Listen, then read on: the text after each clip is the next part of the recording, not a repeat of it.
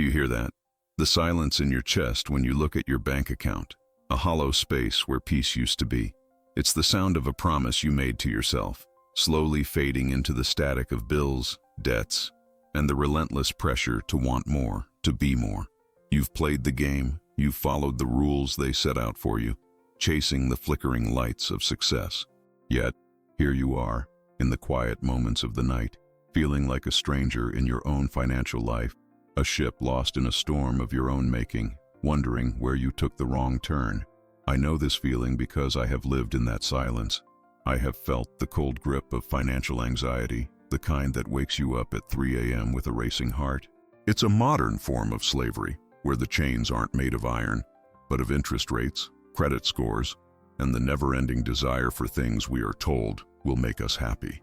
We are shackled not by a master, but by our own untamed emotions, our fear of missing out, our desperate need for validation in a world that measures worth in dollars and cents. This is the prison we build for ourselves, brick by painful brick. But what if I told you there was a key, an ancient key forged in the fires of empires and tested through millennia of human struggle, a key that has nothing to do with market trends, hot stock tips, or get-rich-quick schemes. It's a philosophy, a way of seeing the world, that can transform you from a financial slave, tossed about by the waves of fortune, into a stoic investor, the calm and unshakable captain of your own soul and your own wealth, a fortress of tranquility in the midst of chaos. This journey we are about to embark on together is not just about money. It's about reclaiming your mind. It's about finding true wealth, which, as the Stoics knew, is not about having a lot, but wanting little. If you feel that this is the message you've been waiting for, that this is the path you need to walk, then I ask you to do one small thing. Please, take a moment to click the like button and subscribe to this channel. It's a simple click, but it tells the algorithm that this wisdom is needed, helping us reach more people who are lost in that same silence you know so well. Your support fuels this mission, allowing us to build a community of modern warriors fighting for financial and mental freedom. By joining us, you are not just a viewer. You are part of a movement, a quiet revolution against the noise and anxiety of the modern financial world. You are helping to build a sanctuary of reason and resilience. Now let's begin our journey. Let's unlock the secrets that the great Roman emperor, Marcus Aurelius, and the wisest philosophers used to build empires, not of land, but of the self. This is your first step towards unshakable wealth. The world today screams at you from every screen, a siren song of endless consumption. It whispers that your happiness is just one purchase away. That new car, that latest phone, that luxury vacation. It creates an insatiable hunger, a void that can never be filled. This is the playground of your emotional turmoil, where advertisers and corporations profit from your anxieties. They don't sell products, they sell the temporary illusion of fulfillment. You are a target in a war for your attention and your wallet, a war you have been losing every single day you participate in it. The great Stoic philosopher Epictetus, a man who was born a slave, understood the nature of true bondage better than anyone. He once said, "Wealth consists not in having great possessions, but in having few wants." Think about the profound power in those words. The system is designed to multiply your wants, to make you believe that your needs are infinite. Every advertisement is a new chain, every must-have item a new lock on your freedom. They want you to remain a slave to desire, because a wanting soul is a profitable one. Consider the glittering allure of online casinos and betting apps. They promise you the thrill of a quick win, a shortcut to the life you dream of. They dress it up as a game, a sport, a clever use of your insight. But it is a meticulously designed trap. The flashing lights, the celebratory sounds, the illusion of control, it's all engineered to exploit the weakest parts of your human psychology. It preys on your hope and feeds on your desperation, leaving you emptier than when you started, not just in your wallet, but in your spirit. Seneca, one of the wealthiest men in Rome and a brilliant Stoic thinker, saw this hollowness firsthand. He wrote, "It is not the man who has too little, but the man who craves more, that is poor." The gambler, hunched over his phone at midnight, chasing losses with money he doesn't have, is the perfect embodiment of this poverty. He may be dreaming of riches, but he is living in a state of profound spiritual destitution. He has surrendered his inner peace, his reason, and his self-respect to the role of a digital dice. This addiction to the quick fix, to the dopamine hit of a small win or a new purchase, creates a cycle of dependency. You work a job you may not love to earn money to buy things you don't need to impress people you don't like. And in the process, you accumulate debt. Debt is the most visible chain of this modern slavery. It dictates where you live, what you do, and it whispers your failures to you in the dead of night. It is a constant weight on your soul, a tax on your future paid for with the peace of your present. You tell yourself that you are in control, that you can stop any time, that this next purchase will be the last one for a while, that this next bet is the one that will make it all back. But these are the lies the prisoner tells himself to make the walls of his cell more bearable. True control, as the Stoics teach, begins with a ruthless and honest assessment of your own mind. It begins with admitting that your desires, unchecked and unexamined, have become your masters, and you have willingly handed them the whip. This is the state of the financial slave, a life lived in reaction. The market goes up, you feel elated. The market goes down, you feel despair. A friend buys a new house, you feel envy. An unexpected bill arrives, you feel panic. Your emotional state is a puppet, and the strings are being pulled by forces entirely outside of your control. You are not living. You are merely reacting to the whims of fortune and the pressures of society. This is a life of quiet desperation, a constant, low-grade anxiety that robs your days of joy and your nights of rest. You might have a good income. You might have a respectable job. From the outside, you might even look successful. But inside, you know the truth.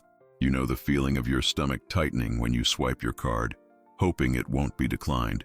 You know the shame of hiding purchases from your partner. You know the hollow feeling after the initial thrill of a new acquisition wears off, leaving you with just the object and the bill that will follow. This is the secret illness of our time, a spiritual sickness born from material abundance. The Stoics faced a world of similar temptations. Ancient Rome was a place of grotesque opulence and extreme poverty, of political turmoil and sudden reversals of fortune. They saw men of great power lose everything in an instant. They saw the masses distracted by bread and circuses. They understood that the outer world is fundamentally chaotic and unpredictable, and in response, they developed a system not to control the world, but to control the only thing they could: their own minds, their judgments, and their actions. This is where your transformation begins. It begins with the fundamental Stoic principle, the dichotomy of control. Epictetus taught that some things are within our power and some things are not. Within our power are our opinion, motivation, desire, aversion. In a word, whatever is our own doing. Not within our power are our body, our property, reputation, office. In a word, whatever is not our own doing. This simple idea is the master key that unlocks the door to your financial prison. Think about what you worry about when it comes to money. The stock market's performance, the rate of inflation, your company's potential layoffs, a sudden global crisis. According to Epictetus, you are wasting your life force, your precious mental energy, on things that are fundamentally not up to you. You are trying to command the winds and the tides. This is the very definition of insanity, and it is the source of all your anxiety. Your suffering comes not from the events themselves, but from your desire to control what you cannot.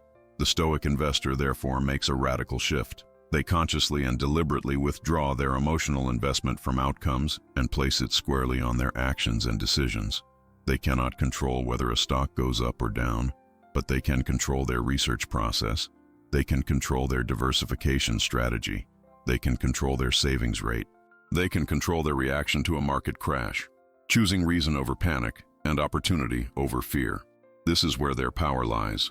Marcus Aurelius, the Roman emperor, perhaps the most powerful man in the world, wrote his meditations not from a place of comfort, but from a war camp on the frontiers of the empire, facing plague, rebellion, and his own mortality. He wrote, "You have power over your mind, not outside events. Realize this, and you will find strength." This is the strength you must now cultivate. The strength to observe the financial chaos of the world without letting it become chaos within your own soul. This isn't about apathy or inaction. It is about focused, effective action. By ignoring the noise you cannot control, you free up immense reserves of energy to dedicate to what you can. Instead of spending hours frantically checking stock prices, you spend that time reading an annual report. Instead of worrying about what your neighbor is buying, you spend that time creating a budget that aligns with your true values. You stop playing their game of external validation and start playing your own game of internal mastery. Imagine a storm raging at sea. The financial slave is in a small raft, tossed about by every wave, screaming at the sky, trying to paddle against the hurricane. They are exhausted, terrified, and helpless. The Stoic investor, however, is in a lighthouse. They are built on a solid rock of principle. They observe the storm, they note its power and its direction, but they are not part of it. The waves crash against their foundation, but they do not move. Their light, their reason, remains steady, providing guidance and clarity. This is the inner fortress you must begin to build. The first brick is awareness. For the next week, I want you to simply observe your financial emotions. When you feel a pang of envy, notice it. When you feel the urge to make an impulse purchase, acknowledge it. When you feel fear looking at the news, see it for what it is. Do not judge these feelings. Do not act on them. Simply be the silent observer, the scientist of your own mind. You are gathering intelligence on the enemy, and the enemy is your own unexamined reactions. Seneca advised his friend Lucilius, "Set aside a certain number of days, during which you shall be content with the scantiest and cheapest fare, with coarse and rough dress, saying to yourself the while, 'Is this the condition that I feared?'" This practice is called voluntary hardship. It is a powerful vaccine against the fear of loss. You fear losing your comfortable lifestyle? Live for 3 days on simple rice and beans. You fear losing your brand name clothes? Wear your oldest, most basic items. By willingly touching the things you fear, you rob them of their power over you. You teach your mind, on a deep, visceral level, that you can not only survive, but thrive with less. You discover that your happiness and your sense of self-worth are not tied to your material possessions. You discover your own resilience. The man who has practiced sleeping on the floor will not fear when his soft bed is taken away. The investor who has mentally rehearsed a 50% portfolio loss will not panic when the market dips 10%. This brings us to another powerful Stoic tool, negative visualization, or premeditatio malorum, the premeditation of evils. Every morning, the Stoic would take a few moments to imagine the things that could go wrong during the day. Their property could be lost, their loved ones could be harmed, their own life could end. This sounds morbid, but its purpose is the opposite. It is a tool for cultivating gratitude and preparedness. By contemplating loss in advance, you appreciate what you have right now, and you are not shocked or devastated when fortune inevitably turns. How does a Stoic investor use this? Before you buy a stock, you don't just fantasize about it going to the moon. You visualize it going to zero. You imagine the company failing, the investment being wiped out completely. You ask yourself, if this happens, will I be okay? Is my overall financial plan robust enough to withstand this loss? This practice drains the emotional volatility out of investing. It forces you to make decisions based on sober, rational risk assessment, not on greedy, hopeful fantasy. You begin to see your investments not as lottery tickets, but as small pieces of well-run businesses that you are willing to own for the long term. You shift your time frame from a gambler's perspective, what will happen in the next minute, to an owner's perspective, what will this asset produce over the next decade? This long-term view is a natural consequence of a Stoic mindset. The Stoic is not concerned with the fleeting ups and downs of the day, but with the building of a virtuous and resilient character over a lifetime. Your budget becomes a reflection of your philosophy. It is no longer a restrictive document of things you cannot have. Instead, it becomes a moral document, a statement of what you truly value. You allocate your resources, your time, your energy, your money, not to fleeting pleasures, but to things that contribute to a good life, your health, your education, your relationships, your peace of mind. You practice a form of financial minimalism, not of deprivation, but of intention. As Marcus Aurelius reminded himself, very little is needed to make a happy life. It is all within yourself, in your way of thinking. Consumer culture has taught you the opposite. It has taught you that everything you need is outside of yourself, available for a price. Your journey now is to unlearn this lie, to find joy not in acquisition, but in appreciation, to find wealth not in your portfolio's balance, but in your mind's tranquility. This is not a path of perfection. You will stumble. The siren song of consumerism is strong, and the habits of a lifetime are not easily broken. There will be days when you give in to an impulse. There will be moments when fear gets the better of you. The Stoic path is not about becoming an emotionless robot. It is about acknowledging your humanity, your flaws, and continuing to practice day after day. It is about progress, not perfection. When you fail, you do not despair. You follow the Stoic practice of self-reflection. At the end of each day, you review your actions. Where did I act in accordance with my principles? Where did I fall short? What could I have done differently? Not with self-criticism, but with the gentle, constructive eye of a teacher guiding a student. You are always a student in the school of life. Every mistake is a lesson, every setback an opportunity to practice virtue. Slowly but surely, you will feel a shift. The constant low-grade anxiety will begin to recede. The frantic need for more will be replaced by a quiet contentment with what you have. You will look at the frantic, grasping world around you not with judgment, but with a sense of compassion. You will see people trapped in the same prison you once occupied, and you will understand their struggle on a profound level. You will find that your relationships improve. When you are no longer driven by envy or the need to keep up with others, you can connect with people on a more authentic level. Your conversations will shift from what you own to who you are. You will find that true connection is a source of wealth far greater than any stock portfolio. It is the social capital that sustains you through the inevitable hardships of life. The freedom you find is exhilarating. It is the freedom of the long-distance runner who has trained for years, whose body is lean and efficient, who can run for miles without tiring, while others are gasping for breath after a short sprint. You will have built up your psychological and financial endurance. You are no longer living paycheck to paycheck, emotionally or financially. You have created a buffer, a margin of safety, in all aspects of your life. This is the essence of building unshakable wealth. It is not about a number in an account. An unshakable fortress is not one that is never attacked. It is one that can withstand any attack.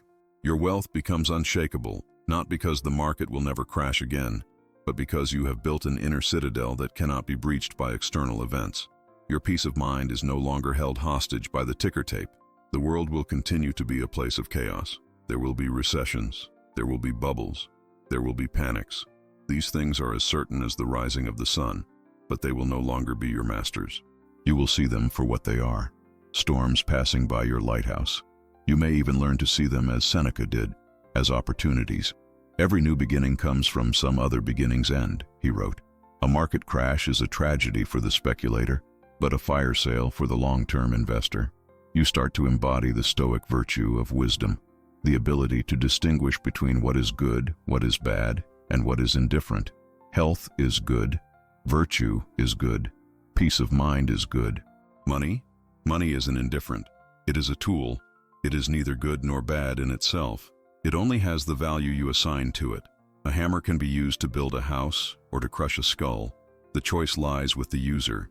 You learn to use money as a tool to build a good life, not as a master to be served. You practice the virtue of courage. Not the courage of the battlefield, but the courage to be different. The courage to say no to the pressures of society. The courage to live below your means in a world that screams for you to live beyond them. The courage to be patient in a world that demands instant gratification. The courage to face your financial fears head-on instead of burying them under a mountain of distractions. You cultivate the virtue of justice. This means living in accordance with nature and with your fellow human beings. It means being fair in your financial dealings. It means understanding that your wealth is not just for you, but that it can be a tool for good in the world. It means finding the right balance between providing for yourself and your family and contributing to your community. A life of selfish hoarding is, for a Stoic, a life impoverished, and you live the virtue of temperance, or moderation. This is the ability to master your desires. It is the quiet strength that allows you to walk through a shopping mall without feeling the pull of 100 different wants. It is the discipline that allows you to automate your savings and investments, to pay yourself first before the world has a chance to present its endless buffet of temptations. It is the source of your financial power. These four virtues, wisdom, courage, justice, and temperance, are the four pillars of your inner fortress. They are the foundation of your unshakable wealth. With them, you are secure. Without them, no amount of money can ever make you feel rich. You could have the wealth of Croesus, but if your mind is a slave to fear and desire, you are the poorest of men. Think back to the person you were at the beginning of this journey, the person sitting in the dark, feeling helpless and lost. That person was a slave to circumstance. Their happiness was a fragile thing, dependent on the next paycheck, the next market rally, the next purchase. They were living on a knife's edge, one emergency away from ruin, not just financially, but emotionally. That is a life of profound fragility. Now picture the person you are becoming, the Stoic investor, a person who finds joy in the simple things, a person who is grateful for what they have, rather than resentful for what they don't, a person who faces financial adversity not with panic but with calm reason and a sense of opportunity, a person whose self-worth is derived from their character, not their bank balance. This is a life of anti-fragility. Shocks and stressors do not break this person, they make them stronger. This is the ancient secret. It has been hiding in plain sight for 2,000 years, in the writings of emperors, slaves, and statesmen. The secret is that the game of wealth is not played on the stock market. It is played in the arena of your own mind, and it is a game you can win regardless of your starting circumstances. You don't need a high income. You don't need to be a genius. You just need to practice. And now, I have a question for you, fellow traveler. As you stand at this crossroads, looking back at the chains you are beginning to break and forward to the freedom you are beginning to build, I want to ask you, what is the single biggest financial fear or emotional trap that you struggle with the most? Is it the fear of missing out, the pressure of consumerism, the addiction to the thrill of speculation? Please, share your experience in the comments below. By writing it down, you give it form, and you rob it of its power. And by sharing it, you will realize you are not alone in this fight. Let's build a community of support, right here. Your story matters. Your struggle is our struggle. When you share your vulnerability, you give others the courage to face their own. You contribute to a collective wisdom that makes us all stronger. This comment section can be more than just comments. It can be a digital stoa, the public colonnade where the ancient philosophers met to discuss and debate the most important questions of life. Let us use it for that purpose. Let us learn from one another. The path ahead will be long. Building this inner fortress is the work of a lifetime. There is no final destination, only the continuous journey of practice and self-improvement. But with every conscious choice you make, with every desire you master, with every external event you meet with calm indifference, you are laying another stone in its walls. You are becoming more solid, more centered, more free. Remember the words of Seneca. It is the power of the mind to be unconquerable. Your mind, not your job, not your portfolio, not your house. Your mind is your ultimate asset, and the only one that no one can ever take away from you. Cultivate it, protect it, strengthen it. This is the true work of the Stoic investor. The financial results are simply a byproduct, a pleasant shadow cast by a well-ordered soul. Look around you now. The world will not have changed. The advertisements will still shout at you. The news will still be filled with panic and hype. The temptations will still be there, but you will have changed. Your perception will be different. You will see the matrix for what it is. You will see the hooks, the traps, and the illusions. And you will have the power to choose not to participate, to walk your own path. This is the ultimate freedom. Not the freedom to buy anything you want, but the freedom from wanting what you are told to want. It is the freedom to define your own version of a rich life, one based on your values, not the values of a sick society. It is the freedom that comes from knowing, deep in your bones, that you have everything you need to be happy right here, right now. The Stoics called this eudaimonia. Often translated as happiness, it more accurately means human flourishing, living a life of virtue and reason in accordance with nature. This is the ultimate goal. A truly rich life is not one filled with possessions, but one filled with purpose, tranquility, and resilience. This is the unshakable wealth that is your birthright. So, as you move forward from this moment, carry this one thought with you. You are the sole architect of your inner world. No matter what storms may rage outside, you have the power to maintain a calm and rational mind. This is not just a philosophy, it is a practical, life-altering superpower. It is the secret of the ancients, and now it is yours to wield. The journey of 1,000 miles begins with a single step. You have taken that step today, simply by being here, by listening, by opening your mind to a different way of thinking. Do not underestimate the power of this moment. You have planted a seed. Now, your job is to water it every day through conscious practice and reflection. The tree that grows from it will provide you with shade and shelter for the rest of your life. Remember the lighthouse. When the next financial storm comes, and it will, do not be the raft. Be the lighthouse. Stand on your rock of principles. Let your light of reason shine steadily. Observe the chaos without becoming it. This is your practice. This is your path. This is your victory. The world has enough financial slaves. It needs more lighthouses. It needs more Stoic investors. It needs you. Thank you for walking this path with me today. The wisdom we've explored is timeless, and our community is a place to make it practical for the modern world. If this message resonated with you, please, if you haven't already, subscribe to the channel and press the like button to help this philosophy reach more minds. We are here every single day with new videos to guide and support you on your journey. Stay strong, stay tranquil, and continue to build your unshakable wealth from the inside out.